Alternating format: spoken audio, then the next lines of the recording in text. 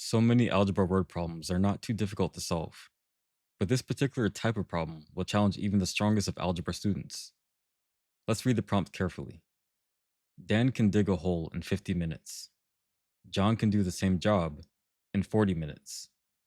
How long will it take them if they work together? Before we write down a single line of algebra, let's test our common sense. Most people's gut instinct is to take the average of 50 and 40, which is 45 minutes. But ask yourself, if John can do the entire job by himself in 40 minutes, why would having Dan help him make the job take longer? Other people add the times together to get 90 minutes, which makes even less sense. When two people pool their effort, the total time must be faster than the fastest individual worker. In this case, less than 40 minutes. Why does standard addition fail us here? Because you cannot add times together. You can only add rates together. Think of it like speed. If one car drives 50 miles per hour and another drives 40 miles per hour, you don't add their travel times. You look at how much ground they cover per hour.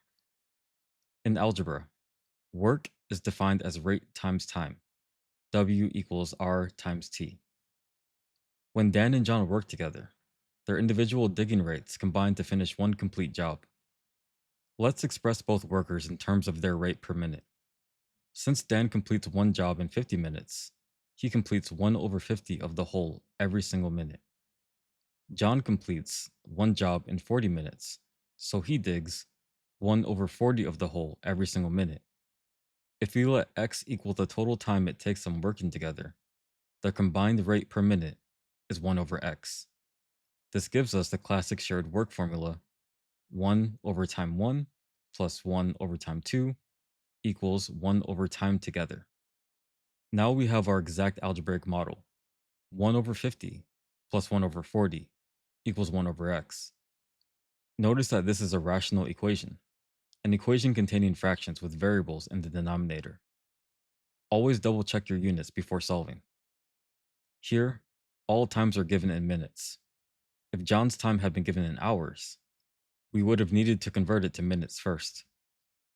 To solve a rational equation cleanly, the best strategy is to eliminate all fractions by multiplying the entire equation by the least common denominator, or LCD. What is the smallest number that both 50 and 40 divide into evenly?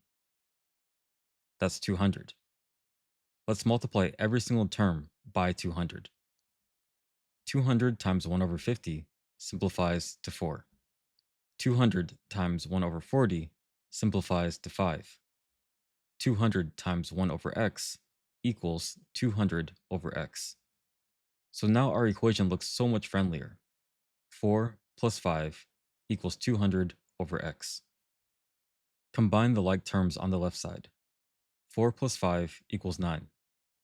So we have 9 equals 200 over x. We can view this as a proportion by placing 9 over 1. 9 over 1 equals 200 over x. Using the cross multiplication property of proportions, multiply across the diagonals. 9 times x equals 1 times 200. This leaves us with the basic one-step equation. 9x equals 200. Divide both sides by 9 to isolate x. X equals 200 over 9. Converting 200 over 9 into a decimal gives approximately 22.22 minutes, or 22 minutes and 13 seconds. Let's test this answer against our common sense from the beginning. If two workers had identical speeds of 40 minutes each, working together would take exactly half the time, 20 minutes. Since Dan is slightly slower at 50 minutes, the team time of 22.2 minutes is slightly higher than 20, but significantly faster than either person working alone. The math holds up perfectly.